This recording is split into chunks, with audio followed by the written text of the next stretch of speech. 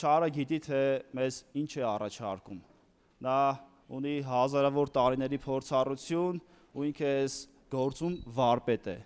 Ինքը շատ լավ գիտի, թե քեզ ինչ է առաջարկում, որտեղ է առաջարկում, ինչքան է առաջարկում ու երբ է առաջարկում։ Դրա համար մենք պետք է ամուր կանգնենք մեր դիրքում Քրիստոսի կողքին, որպեսզի չսայթաքենք։ Պատգամից վերնագիրը այսպես են դրել. գնացեք միայն թե ոչ հեռու։ Շատերը կկրահեն, սա Փարավոնի խոսքերն է, երբ որ ասեց Մովսեսին, գիտենք, որ Իսրայել ժողովուրդը շուրջ 430 տարի գերության մեջ էր Եգիպտոսում, ու Աստված եկավ ժամանակ, որ որոշում կայացրեց, որ պետք է գերությունից ազատի իր Մովսես ծառայի միջոցով։ Ու երբ որ Փարավոնը թույլ չէր տալիս, պատուհասներ տեղի ունեցան, պատիժներ Եգիպտոսի վրա, եւ Մովսեսը եկավ, կանգնեց Փարավոնի առջև ու ասեց. «Թույլ տուր, որպեսզի իմ ժողովուրդը գնա անապատ եւ Տիրոջը զոհ մատուցի»։ Փարավոնը լինելով խորամանկ, խորագետ, ինքը միանգամից չասեց ոչ։ Ասեց գնացեք անապատ, Տիրոջը զոհ մատուցեք։ Բայց ցավոք սրտի այստեղ նրա նախադասության վերջում վերջակետ չէր, այլ շարունակվում էր խոսքը, ասում էր. բայց միայն թե հեռու չգնաք։ Սա չարի մարտավարությունն է, երբ նրան չի հաջողվում քեզ եկեղեցուց հետ պահել, նա ասում է. գնա եկեղեցի, լավ ես անում, գնա եկեղեցի, բայց շատ մի խորացի։ Իսկ տարիներ առաջ իմ ընկերոջս հետ խոսում էի ու ինքը ասեց, որ դες ինչ կա, լավ է որ գնում ես, բայց շատ ես խորացել։ Վստահ եմ, որ շատերին այս արտահայտությունը առած կնեն, լավ է որ գնում ես, բայց շատ ես խորացել։ Ու ասում է, քո երիտասարդության վայելքները, հաճույքները դու չես վայելում։ Անցնում է քո երիտասարդության տարիները, բայց դու չես վայելում։ Ասի գիտեմ, որ ես չեմ վայելում, բայց ես մի բան ավելի լավ գիտեմ, որ ես այն ինչ որ անում եմ իմ կյանքում, սա հաճելի է ասում։ Ես իմ կյանքով փորձում եմ ասուն հաճեցնել։ Ու մեր կյանքի վայելքները դրա առջևում է։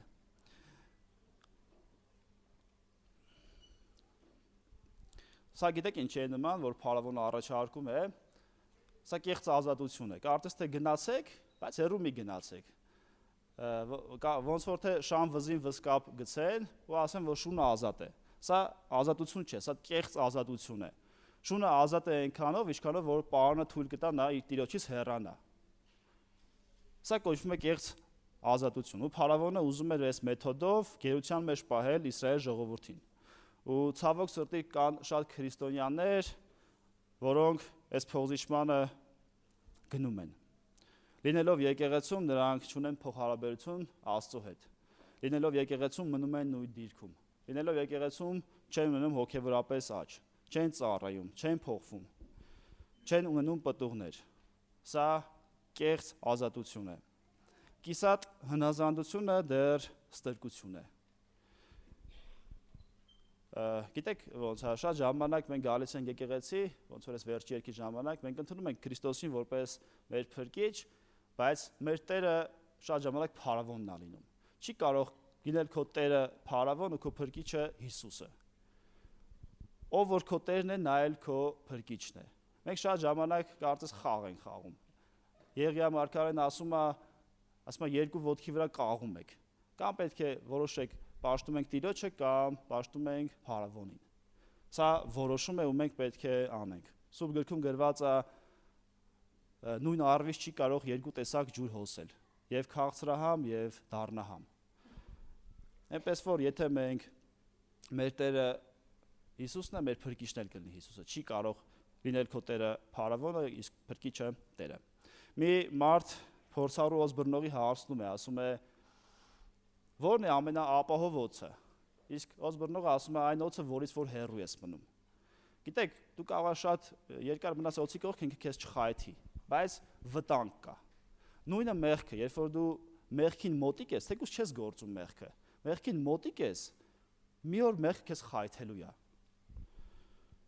Երկրորդ Կորինթացիների 6-րդ գլխի 14 համարից կուզեմ ընթերցել։ Ասում է անհավատների հետ սերտ հարաբերություններ մի ունեցեք, որովհետև արդարությունն անօրենության հետ ինչ կապ կարող է ունենալ, կամ լույսը խավարի հետ ինչ կապ կարող է ունենալ։ Քրիստոսի եւ Բելիարի միջև ինչ համաձայնություն կարող է լինել, կամ հավատացյալի եւ անհավատի միջև ինչ հարաբերություն կարող է լինել, կամ Աստծո տաճարի եւ կուրքերի միջև ինչ ընդհանուր բան կա։ Դուք կենթանի Աստծո տաճարն եք, ինչպես որ Աստված ասաց. նրանց մեջ պիտի բնակվեմ ու նրանց մեջ պիտի շրջեմ։ Նրանց Աստվածը պիտի լինեմ ու նրանք իմ ժողովուրդը։ Դրա համար նրանց միջից դուրս եկեք եւ հեռու մնացեք։ Դուրս եկեք եւ հեռու մնացեք, ասում է Տերը։ Եվ պիղծ բաների մի դիպչեք, եւ ես ձեզ կընդունեմ, ու ձեզ հայր կլինեմ, ու դուք ինձ որդիներ եւ դուստրեր կլինեք։ Տեսեք, այստեղ չի ասում անհավատների հետ ընդհանրապես մի շփվեք։ Այստեղ ասում է անհավատների հետ սերտ հարաբերություն մի ունեցեք։ Այսինքն, երբ որ քո շրջապատում անհավատները գերակշռում են, կամ դու պետք է փոխվես կամ իրանք։ Եթե իրանք շատ են, մի օր ընկնելու ես իրանց ջրերը, այսպես ասած։ Ու հետո շարունակության մեջ ասում է արդարությունը ինչ կապ ունի անօրենության հետ, կամ Քրիստոսը Բելիարի, կամ լույսը խավարի հետ ինչ կապ ունի, կամ Աստծո տաճարը կուրքերի հետ ինչ կապ ունի, ու հետո ասում է, որ մենք Աստծո տաճարն ենք։ Ես եւ դու Աստծո տաճարն ենք։ Ուզեմ ձեռքը դնես քո վրա, ասես ես Աստծո տաճարն եմ։ Ու ինքը ասում է, ես ուզում եմ գամ բնակվեմ այդ տաճարում։ Աստված լինելով ինքը ցանկանում է գա, բնակվի այդ մեր տաճարում ու լինի մեր Աստվածը, ու մենք իր ժողովուրդը։ Ու դրա համար կա նախապայման 17 համարում ասում է դրա համար նրանց միջից դուրս եկեք ու հեռու մնացեք։ Տեսեք, դուրս գալը լավ է, բայց բավական չի։ Մենք պետք է հեռու մնանք մեղքից։ Դուրս գալը միայն ապահովություն չէ, մենք պետք է մեղքից փախչենք։ Պատկերացրեք, ինչ որ տուն այրվի ու դուք տան ներսում եք։ Առաջի բանը որ կանեք, տրամաբանական է որ տանից դուրս գաք։ Պատկերացրեք, դուրս գաք ու մուտքի դրան առջև կանգնեք։ Լավ է որ դուրս եք եկել, բայց մուտքի դրան առջև կանգնելը դեռ ապահով վայր չի։ Ես հիշում եմ մեր եկեղեցին երբ որ վառվեց, մենք մի քանի րոպե հետո այստեղ էինք, մեր երաժշտական գործիչները պուլտը արեցինք հանենք եկեղեցուց, բայց մի քանի րոպե հետո ֆոյում չէին կարող կանգնենք, որովհետև ֆոյում շատ թանձր ծուխ էր ու երկար մնալը վտանգավոր էր։ Մենք լավ որ այստեղ չէինք, դուրս ենք եկել այստեղից, բայց ապահովություն չկար ֆոյում։ Կրակի օջախից հեռու ենք, էպիկենտրոնից հեռու ենք, բայց ֆոյում ապահով չէր, մենք պետք է ավելի հեռվանայինք։ Նույնը մեղքը, մենք միգուցե մեղք չգործենք, բայց մեղքին մոտիկ լինենք ու սա ապահով վայր չէ։ Ղովտի կնոջ պատմությունը կհիշեք, նա դուրս եկավ Սոդոմից, բայց չկարողացավ հեռանալ, քանի որ նրա սիրտը Սոդոմում էր։ Հիսուսը միտեղ ասում է, որտեղ որ ձեր գանձերն են, այնտեղ է ձեր սիրտն է։ Դուրս գալը լավ է, բայց բավական չէ։ Ղովտի կինը կապված էր Սոդոմի հետ, նրան դուր էր գալիս Սոդոմի կյանքը։ Նա չէր ցանկանում բաց թողել Սոդոմը։ Ու հաճախ մեր կյանքին երբ որ նայենք, մենք նման ենք Ղովտի կնոջը։ Երբ որ անկեղծ լինենք ամենեկս մեր հետ, կտեսնենք, որ մենք էլ կա մեղքեր, փոքր մեծ էական չի, որ մենք իրականում սիրում ենք։ Ու ժամանակ առ ժամանակ մենք դարձի ենք գալի, ապաշխարում ենք, բայց հեռու չենք գնում այդ մեղքից։ Եվ հարմապահի նորից ընկնում ենք նույն ծուղակի մեջ։ Մենք պետք է դուրս գանք մեղքի գերությունից եւ հեռու փախչենք,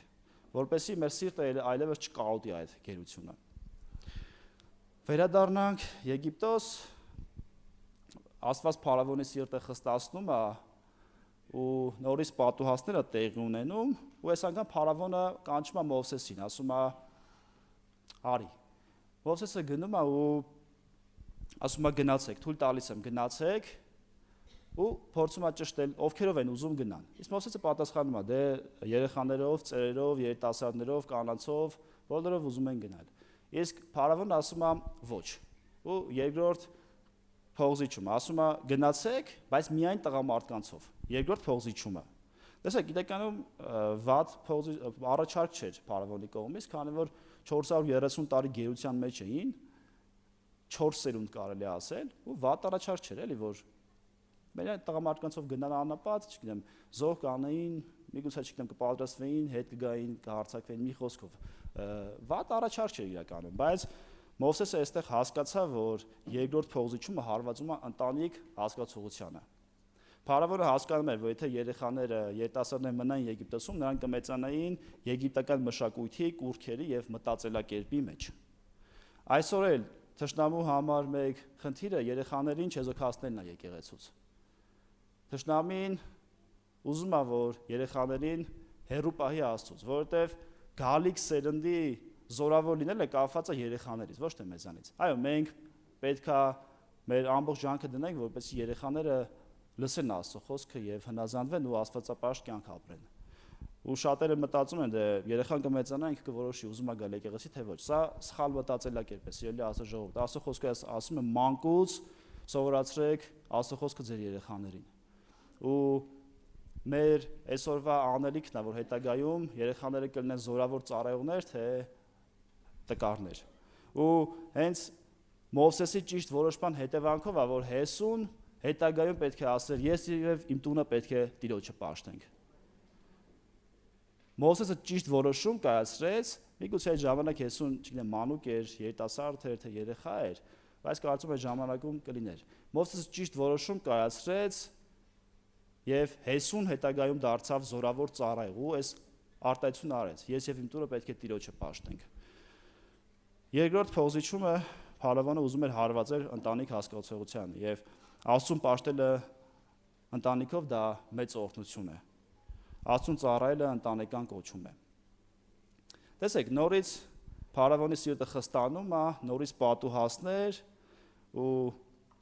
Փարավոնը նորից կանչում է Մովսեսին, ասում է գնացեք։ Գնացեք ձեր երեխաներով, գնացեք ձեր ծերերով, ձեր երիտասարդներով, ամբողջությամբ գնացեք։ Միայն թե ձեր հոտերը թող մնա։ Ես կարծում եմ սա ֆանտաստիկ առաջարկ է։ 430 տարվա գերության մեջ էր Իսրայելը ու Փարավոնը եկել է մի ժամանակ ասում է գնացեք։ Բայց ձեր հոտերը թող մնա, թվում է փոքր բան է, չէ՞։ Անասունները թող մնա։ Բայց Մովսեսի վճռականությունն եմ այստեղ իմ դուրը գալիս, որ Մովսեսը ասում է անգամ մի կճղակ պետքա չմնա այստեղ։ Մենք ամբողջությամբ պետք է դուրս գանք։ Ինձ դուր է գալիս շատ էս բանը, ես ու ինքը ցանկանում էր գերության մեջ ոչ մի իրան կապող բան չթողեր։ Ինքը ուզում էր ամբողջությամբ զատվեր Եգիպտոսից։ Ու սա նաև երկրպագության դրսևորում է, որովհետև ինքը ասում է Փարավոնին, մենք ինչ պետք է զոհենք մեր Տիրոջ անապատում, երբ որ թողնենք բոլորը։ Մենք պետք է ամբողջությամբ դուրս գանք։ Սա Աստծո ուզածն է, սա երկրպագության դիրք է, սա երկրպագության վերաբերմունք է, երբ որ մենք դուրս են գալի գերությունից ու ամբողջապես ու գնում հանձնվում ենք Տիրոջը։ Մասամբ չենք դուրս գալի, լավ է, տես, թվում է լավ է, որ ընտանիքով ամբողջությամբ դուրս են գալի, բայց փոքր բան է մնացել։ Իսկ Մովսեսը ասում է ոչ, անգամ մի փոքր կճղակ չենք թողնելու այստեղ։ Ամբողջությամբ մենք դուրս ենք գալու։ Ու Աստված հենց սա է ուզում։ Քրիստոնյան պետք է այսպես վճռական, հստակ որոշումով դուրս գա մեղքի գերությունից։ Գերությունից դուրս գալու համար մեզ պետք է Աստծո զորությունը։ Ինչպես Իսրայելը դուրս եկավ Եգիպտոսից, գիտենք ինչքան հրաշքների միջոցով։ Մովսեսի ձեռքում գավազանն էր։ Այդ զորությունը դրսևորվում էր գավազան միջոցով։ Միգուցե մտածեք մենք գավազան չունենք, բայց Մովսեսը ուներ գավազան, բայց մենք ունենք Աստծո զորավոր խոսքը։ Մովսեսը ուներ գավազան, բայց մենք մեր սրտերում ունենք Սուրբ Հոգին։ Գործք Առաքելությունը ասում է, երբ որ Սուրբ Հոգին իջնի ձեր վրա, դուք կզորանաք։ Մեր շուրթերին Հիսուս Քրիստոսի զորավոր անունն է։ Երբ որ ասում է ամեն բան կարող եմ ինձ զորացնող Քրիստոսով։ Մենք ունենք այդ զորությունը, մեզ միայն մնում է այդ գերությունից դուրս գանք։ Նրանք ամբողջությամբ դուրս եկան Եգիպտոսից, գերությունից, հաղթահարեցին Փարավոնի խոչընդոտները, փոխզիջումները, բայց սրանով ամեն բան չի ավարտվում։ Նրանք հասնում են Կարմիր ծովի դիմաց եւ հայտնվում են փակուղում։ Այստեղ մի բան կուզեմ ասեմ, որ նույնը մեր կյանքում է, երբ որ մենք գերությունից դուրս են գալիս, այնպես չի, դուրս են գալիս ու փախչում ենք վերջ, չարը մեր հետևից նայում է, թե մենք ոնց ենք գնում։ Չէ, Աստծո խոսքը ասում է, ինքը մռնչացող առյուծի պես քեզ կհետապնդի։ Այդտեղ Հիսուսը ասում է, մեկի մեջից դև գնաց, մեկ դև, հետո վերադարձավ, տեսավ այդտեղ դատարկ, ինքը գնաց 7 ավելի ուժեղ դևերի հետ վերադարձավ։ Եթե մենք գերությունից դուրս ենք գալիս ու փորձում ենք գնալ առաջ, վստահաբար համոզված եղեք, որ չարը հետապնդելու է ձեզ այլ ավելի մեծ ուժով։ Ու փոխզիջումը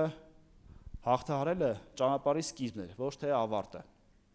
Փարավոնի առաջարկները հաղթահարելը ազատության որոշում էր, իսկ կարմիր ծովը որոշման քննությունն էր։ Իսրայելը անցավ այդ քննության մեջով, ծովի միջով անցավ եւ Աստված ջրի տակ թողեց փարավոնի ամբողջ զորքը։ Երբ մենք կատարյալ դարձի են գալիս, Աստված փակում է չարի ճանապարհները։ Մեղքը մեզ համար դառնում է խորտակված եւ մեռած։ Իսրայելի այս գերության ազատվելու պատմությունը միայն հին պատմություն չէ, այլ մեր հոգևոր կյանքի հայելին է։ Ու փարավոնի փոխզիջումները մեր կյանքում էլ, եթե ամեն օր լինում են։ Մի գնա, կամ գնա, մասամբ գնա, նվիրվի, կամ ընտանիքի ինչ պատճառ է բոլոր ընտանիքի տանտերները գան, դու փրկվել ես հերիքա։ Այսպես շարունակ մտքեր, ինչ պարտադիր է Տիրոջ տուն գնաս առատությամբ, ու այսպես շարունակ։ 4 դեպքում էլ Մովսեսը ասում է ոչ, անգամ մի կրխակ չենք թողնելու այստեղ։ Ու ցանկացած քրիստոնյա պետք է այսպես ամբողջությամբ նվիրվի Աստծուն։ Եվ այսօր կա երկու ձայն։ Առաջի ձայնը գնա, բայց ոչ հեռու։ Գնա եկեղեցի, բայց շատ մի խորացի։ Շատ սերտ հարաբերություն մի ունեցի Աստծո հետ։ Իսկ երկրորդ ձայնը սա է. դուրս եկ եւ ամբողջությամբ հետևիր ինձ։ Որոշումը մերն է։ Մենք պետք է որոշենք, թե որ ձայնն ենք լսում։ Փառք Տիրոջ, եկեք կանգնենք աղոթքի։